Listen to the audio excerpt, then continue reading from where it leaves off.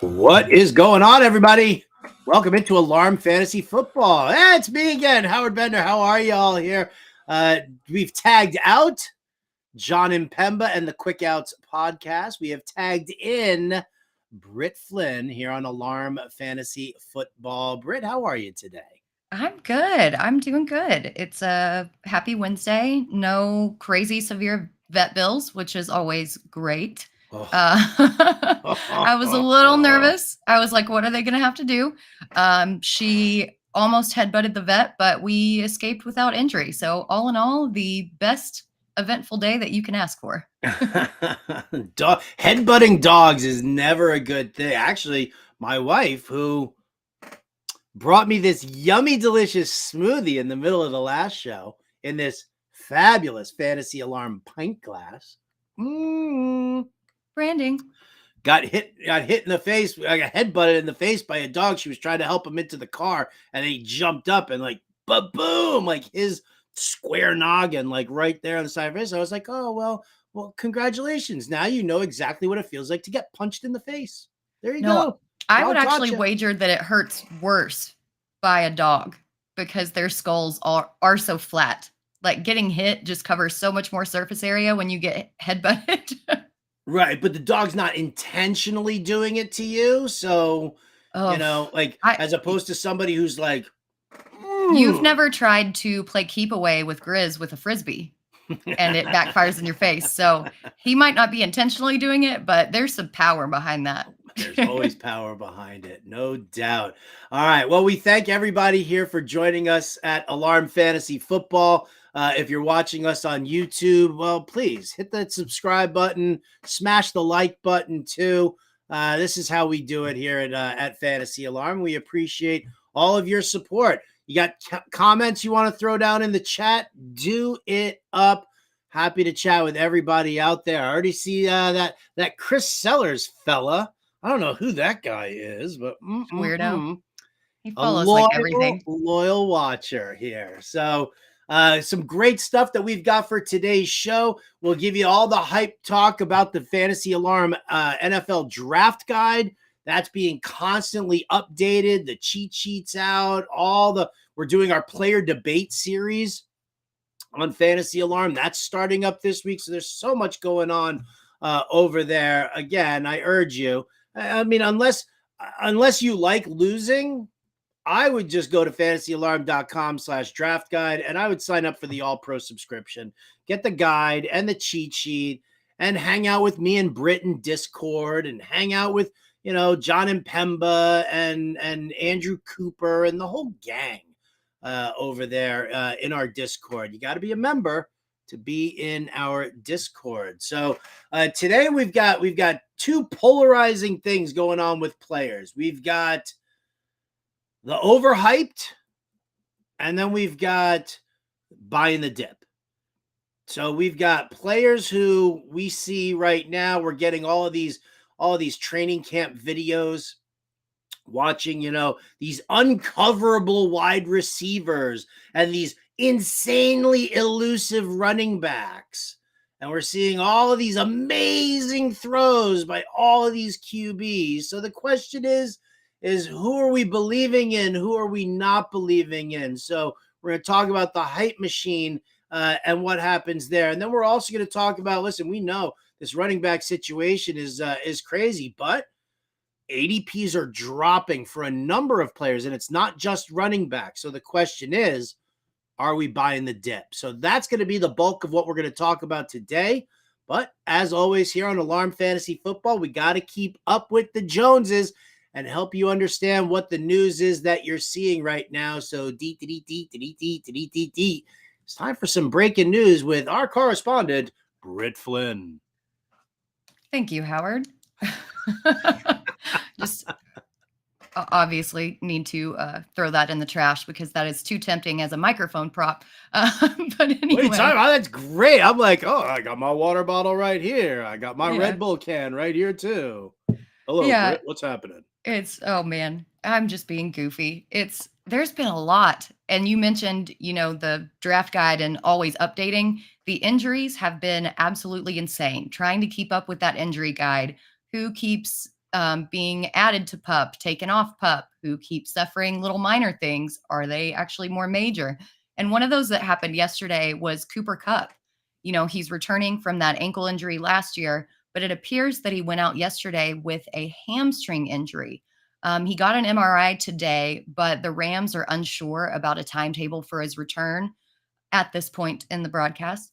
And so, with a soft tissue injury coming back from an ankle, he's going really high in drafts. And with his age and a soft tissue injury, they can tend to linger and come back off and on throughout the season. So, how do you feel about Cooper Kupp? Is that something that you're very concerned about, or just a little concerned?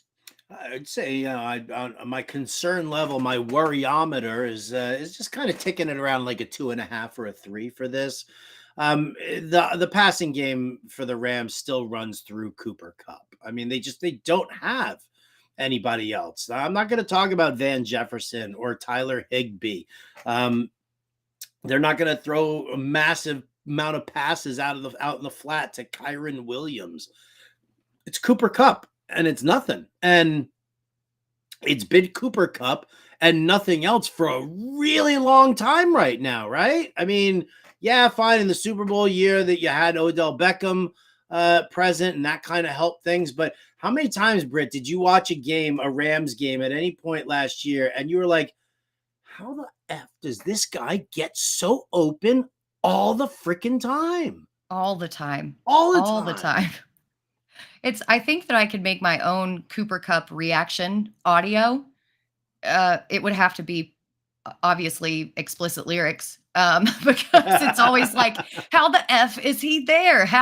Where the Right? F is everybody else, But that's what he does on the field. And so hopefully this MRI comes back as nothing more than just, a minor strain, nothing to be concerned about, because they're already in trouble with Kupp. Without him, it could be Oh, very, very bad. keep him out. I'm fine. Keep him out of the preseason. Let him heal. It's like Yes. Joe Burrow, right? Does Joe Burrow need the preseason? No. Slap a walking boot on that guy. Tell him it doesn't come off for the next 3 to 4 weeks, and then we'll get you back into game shape, right? So same with Cooper Kupp. Wrap that sucker in a big ace bandage, keep it nice and tight, and then park his ass on the couch and make him just watch game film. Yep, absolutely. I am in agreement with you there. Another guy who suffered an injury in practice yesterday, who could be a little bit more concerning than Cooper Kupp, was Alexander Madison. He did stay on the sideline throughout the rest of the practice, but then he went immediately to the locker room with a trainer. We don't have any details on it, unfortunately, so we can't really speculate what is going on. But with a running back room behind him that's only seen 28 total rushing attempts in the NFL, the depth is a little concerning. With as high as Madison's ADP is going, is that something that changes things for you? I'm kind of out on Madison. Me too. I have been. I'm not into him. Right. I was looking at the sign up sheet for the player debate series, and I was like, damn, Alexander Madison, Britt took against. I don't want to go for. I think that the overall scheme that Kevin O'Connell runs in Minnesota now is a very pass heavy scheme. I mean, how could it not be when you've got assets like Justin Jefferson, TJ Hawkinson, Jordan Addison, even KJ Osborne, for that matter? You've got great receiving weapons here. He's just not, O'Connell's not a hardcore running guy. The problem also that they have with Minnesota is that the offensive line, at least the majority of the offensive line, was built by Gary Kubiak and Rick Dennison.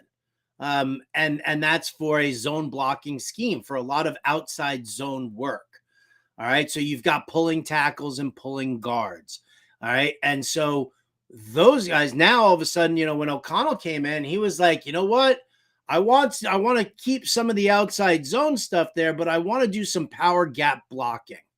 And for that, you need these like big Magumbo 350-pound offensive linemen that can just, like sumo wrestlers, and just boop, boop, boop, boop, boop, boop, boop, knocking guys out of the way. And so your offensive line has like multiple identities. You don't know which way they're going to go. And I don't think that that power gap blocking scheme that they're going to be, that they have already blended in from last year, it doesn't suit Alexander Mattison. I think Mattison would have been much better in an outside zone scheme, and they just left it at that. So that's my issue right there with him in Minnesota. So the injury is almost irrelevant for me. Yeah, the scheme is definitely a big point, but one of my earliest points of contention with Mattison being Minnesota's RB1 was his durability, because we haven't seen him. That sample size that we saw him fill in for Dalvin Cook was only 6 games, and now he's already getting hurt in practice. What's going to happen when he has to run through the middle, 20 times a game? I don't think that it's going to end up well. And where you're taking him in ADP is just, you might as well be lighting money on fire, in my opinion. Small sample size. Chalk it up as yet another term that's being thrown around here in the offseason that's really giving me a complex. It's the buzzword of the day, I feel. Small sample size, right? You, me, and Kevin talking yesterday, that whole 6% Chubb exposure. And then you hit me on Twitter the other day. You're like, don't forget about how the sausage was made. I'm like, yep. How could you forget terrible. that one? We're getting the phrases out of context are really bad. So let's just keep it moving here and get to some quarterbacks. I don't think there's a lot that you can say about quarterbacks that has innuendo unless it's quick release. So Tampa Bay OC Dave Canales says that the quarterback competition between Baker Mayfield and Kyle Trask has, quote, absolutely tightened. If it is Kyle Trask over Mayfield, are you more worried about Godwin or Evans, or does that just barely move the needle? I'm 100% worried about Mike Evans. We were talking to people yesterday. Shouted out to the Kangas man, who is a diehard Browns fan, who actually admitted and apologized to John Impemba for defending Baker Mayfield for all of that time. So I think Mayfield, Trask, they're both terrible. Neither one of them excites me at all. It's going to be a run-heavy scheme. I think the passing will feature Chris Godwin a lot more. Yes, they'll take the occasional deep shots downfield. Every team does it. But Mike Evans is not getting thrown to by Tom Brady anymore, and that, to me, is a major issue. So I'm fine with Godwin, especially in a full-point PPR format. I don't love any of this passing game at all, and it starts with the fact that, this tightened up competition between Bunk Mayfield and Kyle Trash, as somebody aptly named him yesterday. Yeah, it's not good out there. And I've heard a lot of people say, well, what if the Buccaneers are this year's Seahawks? They're not going to be. They're not going to be. They're not going to be. It was a miracle that it happened with the Seahawks last year, 2 years in a row.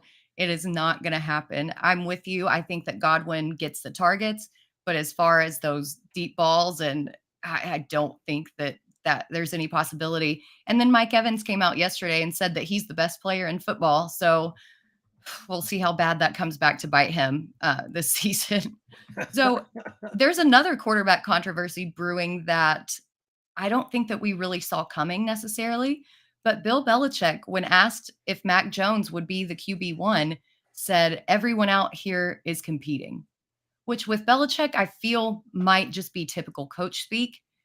But also what we saw from Bailey Zappi last year was really good. Belichick's also been managing Ramondre Stevenson's workload in camp. And when Stevenson was asked about it, why he wasn't taking all the reps, he said, you've got to ask Bill. So there's just so much discombobulation going on in this Patriots offense. Is this just typical coach speak and management, or do you think that there's something more to this story? No, I think that this is just typical Bill Belichick being Bill Belichick. John Impemba in the Quick Outs podcast made a really, really good point about Bill Belichick, bringing in these, all these running backs for a look, like bringing in Dalvin Cook. And it's not about him wanting to make a move right now. It's more about, well, if something does happen to Stevenson, I know which one of these guys understands our offense the best, and then he can make a more informed decision down the road. It's not something in the immediate. I think he's trying to motivate Mac Jones. Everybody knows, like, it's so funny. And I don't know if it's the football world or if it's the fantasy football world, but everybody clings to like a backup QB like Bailey Zappi, who came in, had some good stuff. You were like, oh, okay, great. That's awesome. Wow, Bailey Zappi really slinging the rock. So much fun to watch. Oh, is there a quarterback controversy going on there? I think Bill Belichick would be much happier with. I mean, listen, he brought in Bill O'Brien again, right? And because Bill O'Brien, running that offense in Alabama, that makes Mac Jones that much more comfortable. I don't think you're bringing in Bill O'Brien and have him install features that make Mac Jones more comfortable if you weren't planning on going with Mac Jones the whole way. Yeah, I agree. And he's already got that rapport with Hunter Henry, who's apparently been excelling at camp. Why are you going to mess that up and switch out your quarterbacks? It doesn't make sense. Plus, there is way too much draft capital invested in Mac Jones to bench him at this point. So moving on to another player who won't be benched, but might not be there regardless. The Josh Jacobs holdout, the never ending saga that is running backs, right? So the Raiders said today that they are open to restarting talks with Josh Jacobs. How well do you think this goes? Do you think it's going to end up being a franchise tag number, or are they going to play hardball and kind of, do what the Giants did with Saquon and kind of come down from their original offer? Well, I think they're going to do exactly what they did with Saquon, right? Saquon signed his $10.1 million franchise tender, and then they were like, oh, hey, man, here's a $2 million signing bonus. Now, I don't know how far apart the Raiders and Josh Jacobs were in contract talks, but the Giants and Saquon were like $2 million apart. So if Saquon and the Giants are $2 million apart, I can't imagine that the Raiders and Jacobs are going to be that much. So yeah, I think if they're saying we're open to having this conversation, well, light your Zamir White shares on fire in best ball now, people, because he's going to come. Jacobs going to sign. They're going to give him a signing bonus. He's not walking away from $10.1 million and sitting out for the season. I mean, unless he's like, Rosie Riveter or Norma Ray and is going to stand up for all running backs to be finally respected in the contract world. I think Josh Jacobs is going to be like, you know what, man, I'm going to take my $10 million. You guys sweeten it up a little bit for me, and I'm in camp and we're good to go. Yeah, I think so too. With all the free agents still lurking in that waiver wire pool, it doesn't look good if he doesn't take this money, right? This money's sitting right in front of him. He has the opportunity to get paid as opposed to maybe sitting out for a full season and making nada. So I agree with you. I think that he signs back there. Going back to some injuries, Calvin Ridley gave us a scare yesterday with a toe injury, but hopefully they think that it was related to the cleats he was wearing and not an actual injury. He was limited in practice today, but from what highlights we saw, he seems to be just fine. We're going to talk about Ridley later, so I'm going to save the questions about him for then. Little spoiler alert. Oh, you just want to make me all nervous talking about a toe injury? You were like, we'll talk later. It's the psych out, building drama. That's what makes for a good show, right? It's building the drama. It's the nod to Paul Rubens right there. You want it? Psych. I love it. I love it.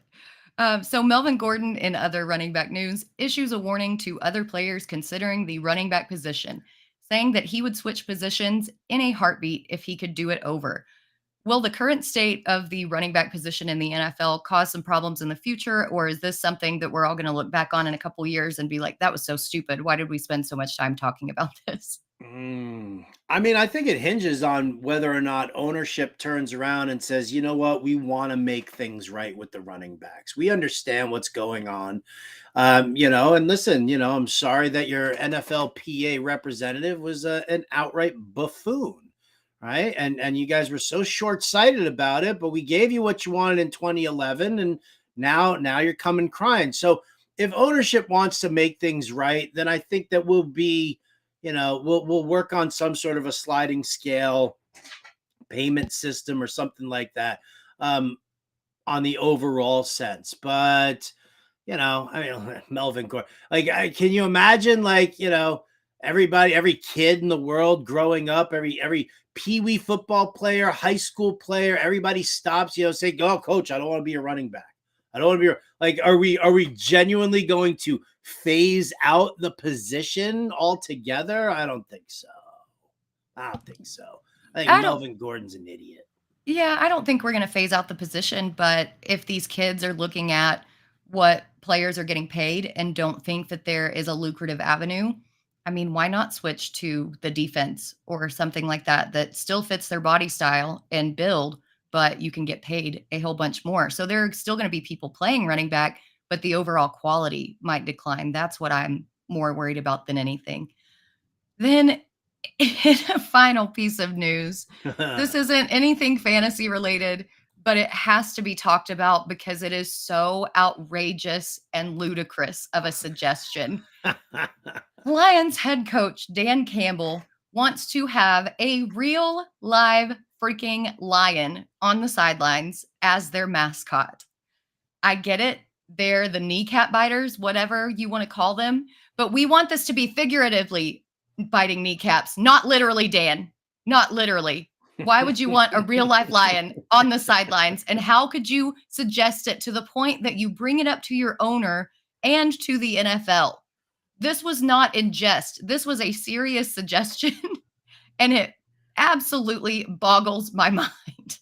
You know what's really funny here is that I remember Jim Bowden telling me a story that Marge Schott, the old owner for the Reds, who hired him as the GM over there, was so enamored with an elephant being like the Reds representative, like animal, that Jim walked into her office, like, giant, whatever, and there was like all these plans of having like a real live elephant there, and it was like it was mind-blowing. I'm gonna have to have him, because of this story. I'll have him tell that story on the Fantasy Alarm Show on Sirius XM. You guys can listen to that 6 to 8 p.m. Eastern. Quick plug. Yeah, I mean, listen, you're an animal lover, I'm an animal lover. This is cruelty to animals, where you're gonna keep a caged lion on the field, on the sidelines, where people are going by left and right, probably trying to snap pictures of it. The crowd erupting at a variety of different things. Like, I couldn't think of anything more cruel to do to an animal than that. And I'm actually surprised that, we aren't hearing more right now about like protesters at Lions camp, protesting the fact that Dan Campbell is an absolute moron for even suggesting this. I put you in a cage on the sidelines there, Dan Campbell. See how you like it, my friend. Well, I think there apparently was a precedent in the 80s. I believe that the Bengals had a tiger on, like, in the stadium as their mascot. But again, that was in the 80s. This is 2023, people. Right. What are we doing here? What are we doing? How many times can we look back in history and say, because that's the way we always did it, how that doesn't work anymore, right? I mean, I'm sitting here talking to you, Britt. Like we're doing fantasy football analysis. If this were the 80s, right, where would you be? You'd be making dinner or something, right? I mean, it's like it's ridiculous. So just because the Bengals did it in the 80s does not mean that we do it here in 2023. It's just such a dumb idea. Put yourself in the animal's position. Please. And Sellers does point out that the Razorbacks do have a live boar that they bring to games, but they don't bring him inside the stadium, for one. And that pig has a better life than most of us on this planet. As long as he's not in the stadium, I think that's great. That's fine. You want to have a live mascot. Pig. It's not an apex predator. Right. If the boar gets loose, yes, you got watch your lower legs, but come on, man. A lion gets loose at the Yeah. stadium. That's yeah. Anyway, we'll move on. It's too much for me. I can't. Unbelievable. Well, people of Detroit, call your congressman, write to your senators or whatever, and just please don't do it. Don't do it. All right, is that all the news we got? So far, that is all the news. I haven't had anything break on my phone during that segment, so I think that we are. Oh, actually, there is Cooper Cup news. Uh-oh. What is it? Oh. Uh-oh. So, no, this is good news. So, Okay.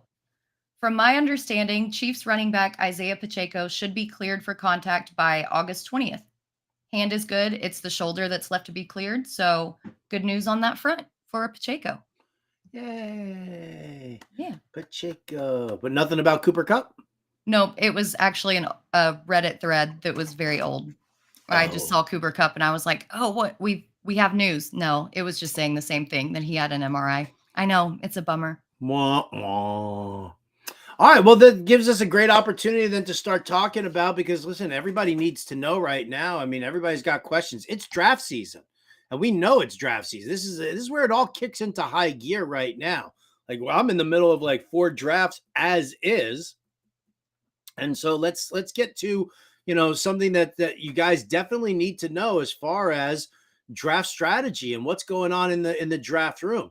Let's talk about players who are falling in ADP and whether or not we're going to buy the dip. And, obviously it starts with Jonathan Taylor. Now, the ADP numbers that I'm going to quote right now, these are from the NFFC, because what I love about the NFFC is that, with their ADP numbers, you can set a range, right? So you can just look at them, and I'm only looking, these ADP numbers are from like the last 10 days. So Jonathan Taylor, who, the ADP says 18.28 right now, but he's, going as low as 31 overall. Given everything that's going on here, Britt, are you willing to take, like, if you're sitting there at pick 31 overall in a 12-team league, are you going to grab yourself some Jonathan Taylor? I think if he falls that far, then you can. But where he was going off the board is RB4. I've already said my piece that I thought he was going too high just with this new system that's being implemented in Indy. With the holdout, it makes it even worse. I do think that he's going to resolve something, either it being a trade to another team or something's going to get done with ownership. I don't think that there's any way that they put him on the NFI list and have him out for the full season, especially after Zach Moss broke his arm. The depth in that running back room is atrocious. And again, we're looking at this free agent market.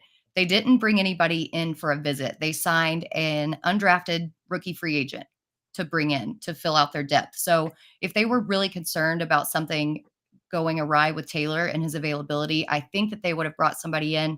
I'm willing to take him around that 30 spot, as long as I do have a little bit of discount, but RB4, absolutely not. All right, so no at the tail end of the first round, no early second. What if we're talking about, well, late second? So it's before the 30. It's, sitting there somewhere around, pick 20 through 22, end of the second round. Would you take him there? I still feel like that's a little too early. Okay. I'm not super high on Taylor with Anthony Richards' rushing ability.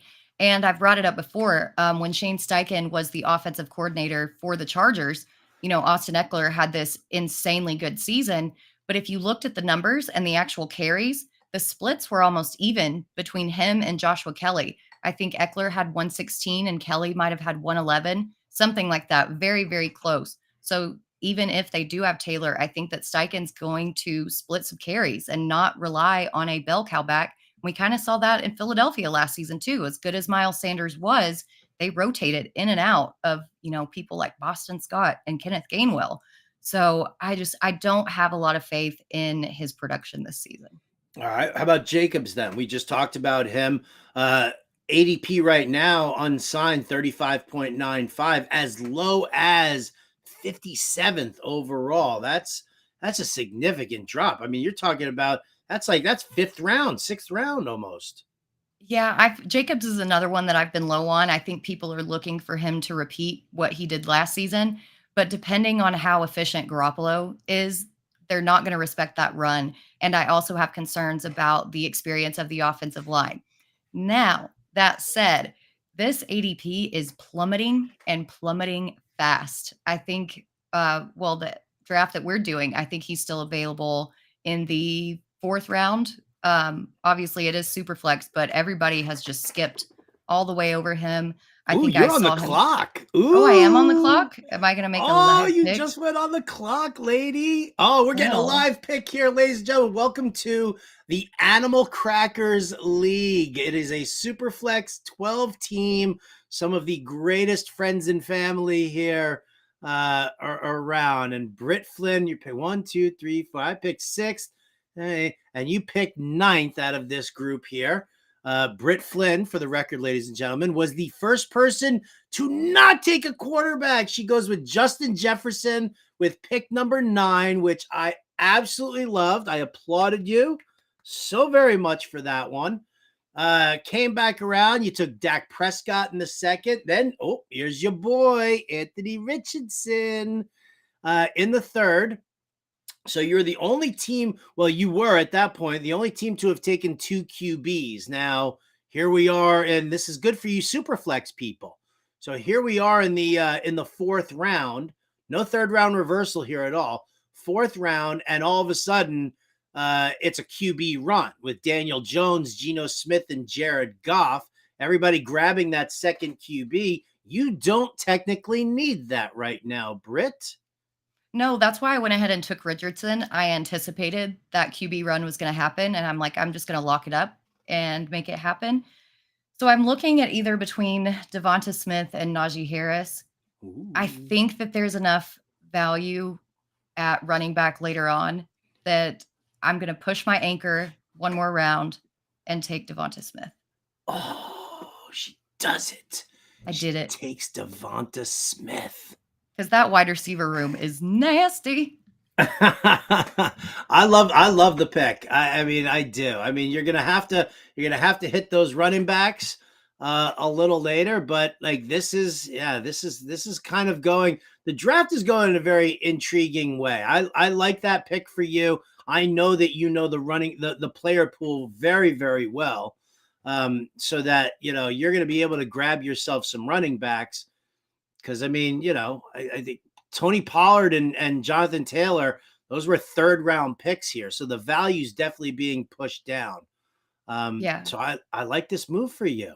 I like this journey very much for you, Britt. Thank you. I'm happy to be on it. Thank you for including me. Now, where am I going to go with my pick? Because I went with Lamar Jackson, then Bijan Robinson fell to me. I was going to take Travis Kelce there, to be perfectly honest, but stupid Burkus took him right in front of me like a jerk. I even said to him, like, hey, you're on the clock. Don't take my guy. I didn't even say who my guy was, but, come on.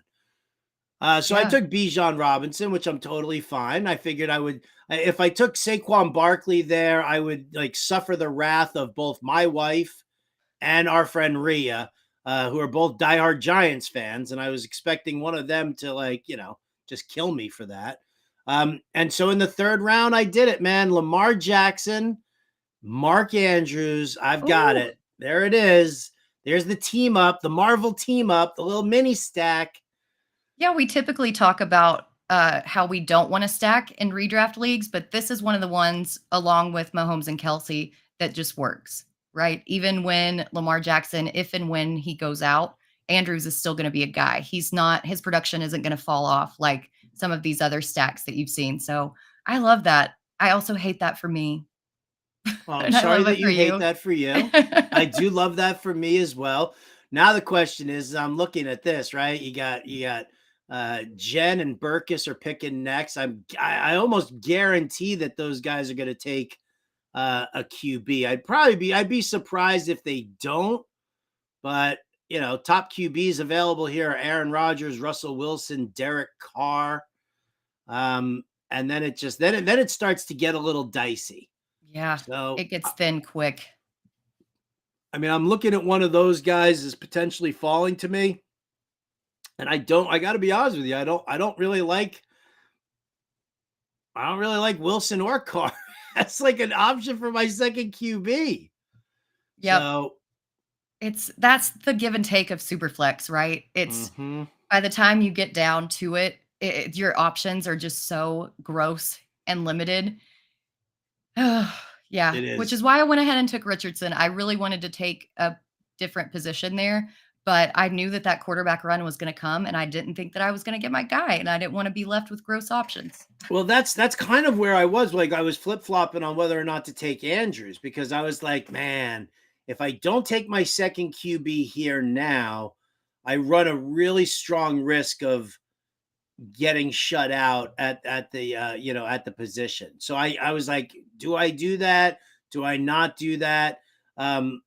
Everybody behind me, 1 through 5, they're all going to be, like they're all looking at like garbage for their second QB. If, these next 3 QBs come off the board here, that they're going to end up with like crazy great value. They might not have that great second QB for a super flex, but they're going to end up with like some kick-ass running backs and wide receivers for sure. Yeah, 100%. And that's why I went ahead and took Smith too. I think that the running backs are going to fall a little bit more in favor of the wide receivers. So I'm fingers crossed by the time it gets back to me, I'll reap the benefits of some of that value too. All right. Well, we thank you all for indulging this little Superflex tangent that we were on. But listen, I think that any draft information is great information right now. If you're not learning what's going on in drafts and you're not hearing the rationale, then you're doing yourself a major disservice. You could look at draft boards all you want, but to hear like the insights as to why I'm making these picks, why Britt is making her picks, and what position she's looking at, it's valuable information. Not to say that you have to follow what we're doing, just understand what the thought process is and have those conversations with yourself in your draft. So little words of wisdom here. Now back to players we're buying the dip on, or are we buying the dip? And I'll throw out like 3 running back names here now because we talked Taylor, we talked Jacobs. I think we're both buying the dip on both of those guys. Well, me more on Taylor than you, but you did say you would take him if he was in that 30 range. Breece Hall, we've seen him go as low as 68. Dalvin Cook, unsigned, as low as 90. And Alvin Kamara with a potential looming suspension as low as 108. Where do you sit with those guys? Are you in on those 3? Are you out on them? Dalvin Cook, I definitely am. I think no matter where he signs, whether it's with Miami, whether it's with the Jets, the Patriots, even the Cowboys have been thrown into the mix, weirdly enough, because their name gets brought up all the time, everywhere. Jerry can't stand to be left out of a conversation. He's going to have value wherever he signs. With Kamara, with the looming suspension, that does concern me. Even so, I think that it's a 6-game max. And at 108, I mean, at that time, you can fill out your roster enough to kind of balance out any potential suspension. Breece Hall is where I'm honestly unsure. 1, because he's still on PUP. I know that he's been out there running. 2, because of the interest in Dalvin Cook. And then 3, because of the efficiency of running backs a year post ACL has just been they've been so much less efficient than, 2 years after the injury or the year before. And so with him, I don't know if I want to take that risk, as good of a talent as he is, in a redraft league. And I hate it because I hate passing up on talent, but that knee just really, really worries me. Yep, me too. I won't dispute that. That's why I've been championing Dalvin Cook to go to New York. Breece Hall's the Jets' future. Treat him as such. Handle him with kid gloves to start this season. Bring in a guy like Dalvin Cook on a 1-year deal and move along from there. So, yeah, I'm good with that. I'm good with fading Breece Hall where he's going right now. Wrap him in that ace bandage and put him on a couch next to Cup and Burrow. Seriously. Sit his ass down. Kamara, you in or no? Yes, I'm in on Kamara. I think that you get him late enough that any kind of suspension that he gets, you can build around and kind of sub in to make up for it in your draft. I mean, his talent is too good to pass up, especially as a potential pass catcher. With Jamal Williams and Kendre Miller coming in there, I don't think that he's going to be asked to run between the tackles. I think he's going to get back outside and be more of a pass catcher in that role that he really thrived in back when Mark Ingram was hanging around. So even with the suspension, I think that he can return a ton of value. Yeah, I agree. All right, some wide receivers we're looking at possibly whether or not to buy the dip. Jahan Dotson as low as 110.6. Deontay Johnson as low as 92.9. I mean, there's definitely been an intriguing shift. Everybody knows that with the Commanders, Terry McLaurin is, obviously everybody's big favorite over there. With the Steelers, we, have learned that Deontay Johnson might be more in line of like the possession receiver with George Pickens taking the deep work. But either way, I'm digging on both of these guys. Do you have a preference? Yeah, I think I like, Deontay Johnson over Dotson, but just barely. Um, Johnson's target share is just so good. But on the flip side, depending on your scoring, if it's a half PPR or a standard, I think I would lean Dotson because he just has a nose for that end zone. Now, don't get me wrong. I don't think Washington is going to be this prolific, high scoring offense, but we saw last season before he got hurt in his first few games. I mean, he was in there all the time. He was another one that could be included on the expletive album. Where did he come from? How did he get there? And even with Sam Howell, I think that what I've seen in camp so far with his route running and torching people is going to be a lot better in a standard or half PPR format. But Johnson's stability and floor, I like more, if that makes sense. It definitely makes 100% sense. It really does. I'm a big Deontay Johnson fan, and I love the fact that he's falling in drafts. I really do. Because it's the mindless drones out there who are looking at last year's numbers, being like, he didn't score any touchdowns last year. I'm not going to draft him. He doesn't get any red zone looks. Buh. Yeah, right? ask people how well that worked out for Miles Sanders. I told everybody. You can't live your life in you can't live your life in the past, but definitely not in fantasy football. It doesn't work. Oh, wait. I got to write that down. Can you I've got to do a food for thought for the fantasy alarm show. So what was it? Say that one more time. I said you can't live your life in the past, but definitely not fantasy football. You can't live that's a t-shirt idea. In the past, especially in fantasy football. Yeah. That's my food for thought. A spoiler alert for everybody who's going to listen to the show on Sirius later on. But look at us live brainstorming. I love it. I love it too. All right. So those are players who are falling in drafts that we're still intrigued by, several of them actually. And listen, I that's the funny thing also. Don't ever just be out on a player because anybody can fall and anybody can, if they fall far enough, can return some decent value for you. So be very careful about just, of speaking in absolutes. I'm definitely not, I'm drafting him. I'm not doing it. No, don't do that. Because if he falls to you at a great price, you might as well jump in. You might as well. All right. Which then I guess this brings us to another great segment here, right?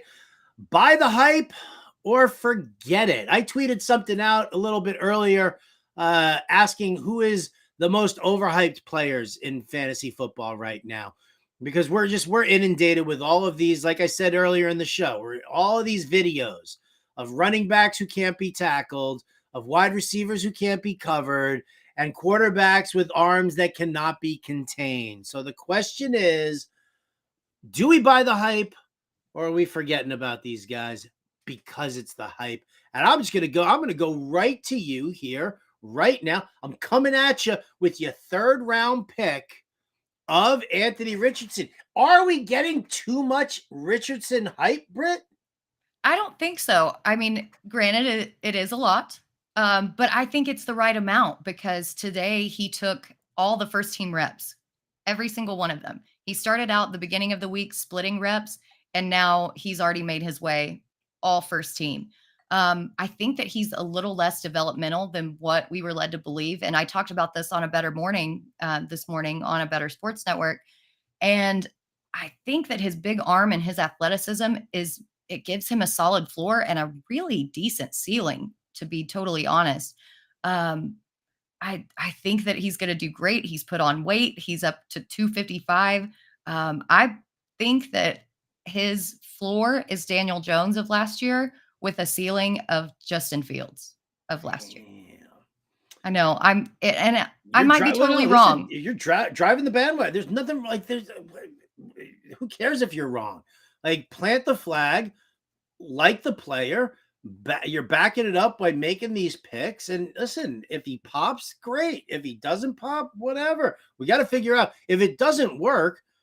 You have to dive in. You can't just be like, oh, what a shitty take. No, you got to figure out exactly what it is. And we're going to have to watch because, again, like you said earlier, Shane Steichen definitely going to be a little bit on the hot seat here with the Colts. That's something that they're going to, need to make a move here and show what they got. So, all right. So you're buying the hype on Richardson. What about Desmond Ridder? Is Desmond Ridder even getting hype? I thought those videos were more Kyle Pitts-ish than they were Desmond Ridderish. Well, some of the popcorn headlines around the league have been focusing on him. And Arthur Blank, in particular, has said that he's the quarterback of the future. And so, although it's not so much hype videos in the media, he's being talked about a lot. And if Better Boss is still in the chat, we know how you feel about Taylor Heineke and think that Taylor Heineke is going to overtake him.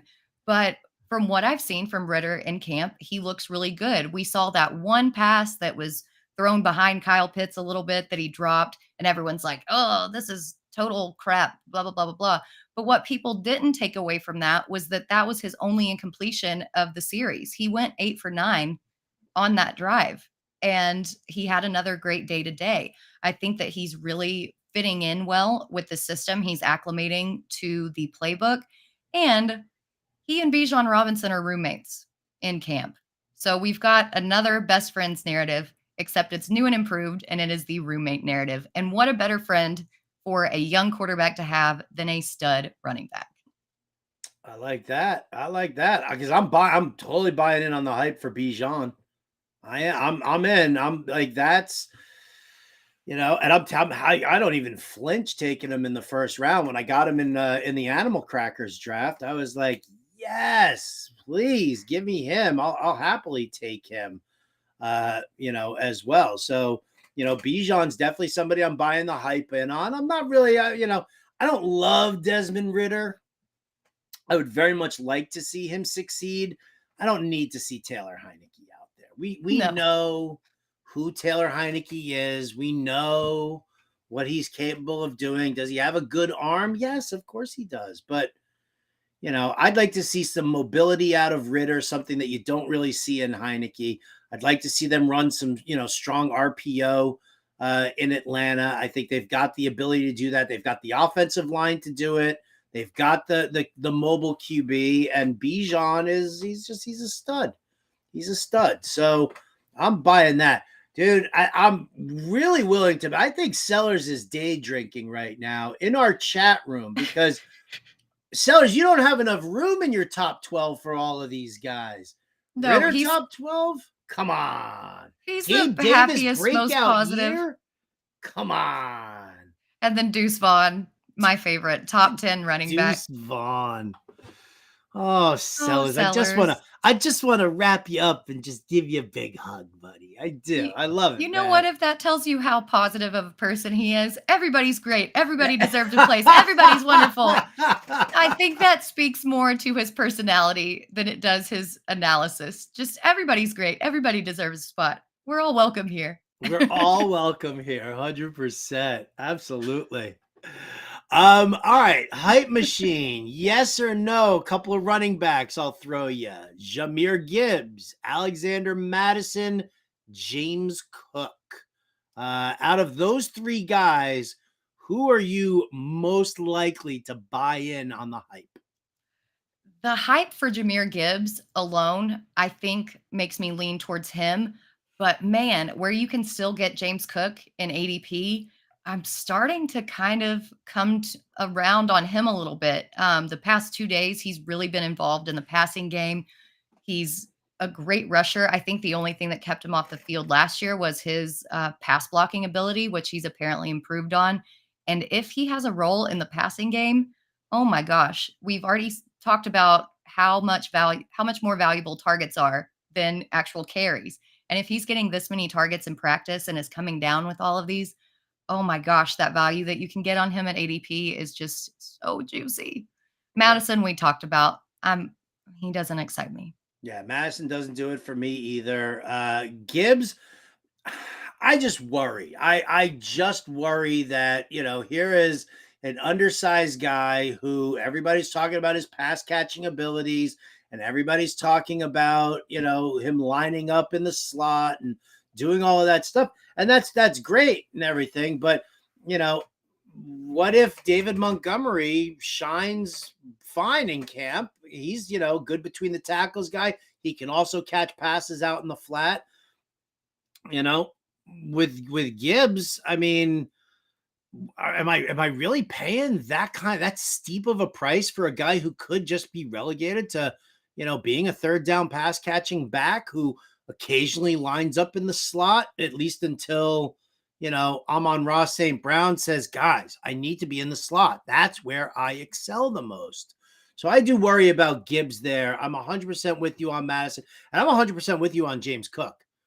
Buffalo did a lot of work on their offensive line. Ken Dorsey wants to enhance the amount of running that they do. They want to try and ease up the burden on Josh Allen. Cook is the guy who, out of those three, that's the guy who I'm investing more in. Absolutely. Yeah, I think the return on ADP gives him, a much better ROI. And with Gibbs, I will say this one thing. I know John brought it up in the Quick Out podcast, and it is true. We hear about these running backs lining up in the slot all the time in the offseason. And then when it comes down to the actual game, what do? They're in the backfield. But the problem with Detroit and why I think that this narrative might actually come true is just the blatant lack of pass catching options that they actually have in their offense right now, with everybody suspended, with everybody who got injured, everybody who they cut. I think that Gibbs might actually, just out of necessity, have to be on the field and line up and run routes. Oh, man. Khalif Raymond's mom watches this show. Come on, Britt. You got to say something nice about Khalif Raymond. I'm going to have a whole haters club, like a whole mom haters club. By the start of the season, I'm going to have, they're going to be on the Nextdoor app talking about me. Just everything. The Nextdoor app. Can we talk about the Nextdoor app for a moment here? That is the biggest piece of trash app ever. It's, just for crotchety old people just pissing and moaning about the neighborhood. I'm sorry that this town isn't the same as it was in the 60s. Oh my gosh. Guess gosh. what? Again, the overarching theme of this entire show, you can't live in the past. Things have changed. This is not the 80s. It's not the 60s. Things have changed. That's the standard line in my house. Cause listen, I'm a sarcastic guy. I always have been. And Deb has grown accustomed to it and fights back with it. As soon as one of us complains about anything, the other's immediately like, why don't you go type that onto Nextdoor and see what happens? Because we know just how bad that's going to end up being. Oh, geez. Right? My wife comes home. She's like, God, that traffic and blah, blah, blah, blah, blah. I'm like, yeah, why don't you go put that on Nextdoor and see what they have to say about it? Oh, my gosh. See, you guys are big enough that y'all have a Nextdoor app. I don't have it. We just act like the guy from Home Improvement and peek over the fence when we need to like Wilson. communicate. Yeah, we just need to communicate over the fence that way. So thankfully, no Nextdoor app for me because I don't think that I could handle it. Well, I because, for next door, for the neighborhood, you're talking about the entire state of Arkansas. basically, yes. All right. Hyped up wide receivers. Which way do we go? Which way do we go? Calvin the Toe Ridley, Elijah Mr. Slot Receiver Moore, or Brandon Don't Call Me Debo Ayuk. So this is really hard for me because I'm so high on all three of these guys. The Calvin Ridley argument against him not being good this season is, well, he's taken 2 years off from football. I get that. There is some rust, but from what we've seen in OTAs and in camp, this guy is ripped. He's fast. He's got very quick hands. His routes are so crisp. I love what I'm seeing out of Ridley, especially in this Jacksonville offense. With Moore, I really don't know what to make of him. I want to make him a thing, but on Twitter, when we posed this question, somebody said it pretty plainly. We're all hyping him up when we really haven't seen him do anything in the NFL in 2 years, aside from that small sample size of a few weeks in his rookie season. So as much as I want him to succeed, I don't know. With Brandon Ayuk, he's actually started surpassing Debo in drafts. For me, that hype is getting out of control, insane. I love the player. Don't think that I can do the ADP if he starts going above Debo. So out of these three that I feel most confident with, it's got to be Ridley. Yeah, I'm more confident in Ridley as well, but yeah, I love Moore and I love Ayuk. I think, and yeah, that's the great thing is that, I'm looking at, especially when I go RB heavy in a draft early, I get like, you wrote the article in the draft guide, the Anchor RB article. And you guys should definitely check that out. fantasyalarm.com/draft guide. Make sure you get a copy of that. But what happened? So when I go with like Anchor, I go Anchor wide receiver, basically. So I take a guy who is, with like, maybe it's my third pick or my fourth pick that I feel confident with, and I get a strong wide receiver and I anchor that. And then Ayuk always seems to end up being my wide receiver too. And I'm like, this guy has the potential of being the wide receiver one in San Francisco. So I'm happily taking him as my number 2. He's so good at separating. People don't realize how good he is. And from what I've heard in camp, he's gotten even better since last year. The sticking point for me is if that ADP rises to above Debo, because that offense is a little bit spread out. And I think that Brock Purdy is a little bit of a game manager guy. So that's the only thing for me on Ayuk. But yeah, Sellers, you can tell he listens to me. That's half his best ball stack. Right. I'm seeing we just have a neighborhood group text thread. Yeah. Well, there's our street. There's only like 5 houses. So yeah, we'll go out. We rotate porches where we're going to go like have an afternoon bevy. Oh, I like that. I like that. I definitely do. Well, all right, folks, thank you so much for tuning in. We really appreciate you guys joining us. Again, if you're on YouTube, before you leave, smash that like and subscribe button. Get involved here with the family. Go to fantasyalarm.com/draft guide.